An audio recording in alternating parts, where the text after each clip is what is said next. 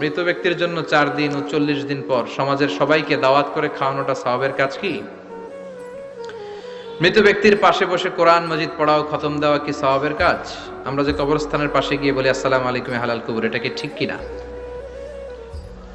মৃত ব্যক্তির জন্য 4 দিন ও 40 দিন পর আপনারা যেটা করেন এটা বলে 40 কি বলে? সবাই একটা রমরমা ভাব নিয়ে খাইতে যায়, মনে হয় যে বিয়ের দাওয়াত খাইতে যাইতেছে।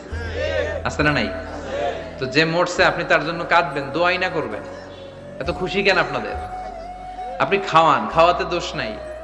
আপনি মাইয়েতের রুহের মাগফিরাতের জন্য খাওয়ালে মৃত ব্যক্তির গুনাহ আল্লাহ মাফ করবে, সেটা ঠিক আছে, কিন্তু খাওয়াবেন মিসকিনদেরকে, ইয়াতিমদেরকে, তারা বেশি হকদার। এখন দেখা যায় 40 মিসকিনদের জায়গা কম, এলাকার পয়সাওয়ালা লোকেরা এসে লাইনে বসে থাকে।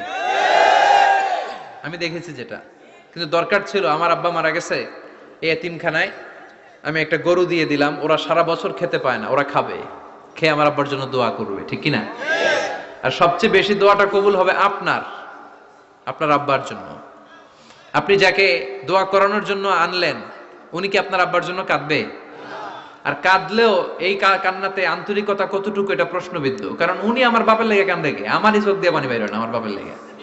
ঘটনাটা এরকম, তাই না? আপনার বাবার জন্য আপনি কাঁদবেন, ভাড়া করে কাউরে এনে কান্না করানোর দরকার নাই। রব্বির হামহুমা কামা রাব্বায়ানি সাগীরা, আপনি দোয়া করবেন।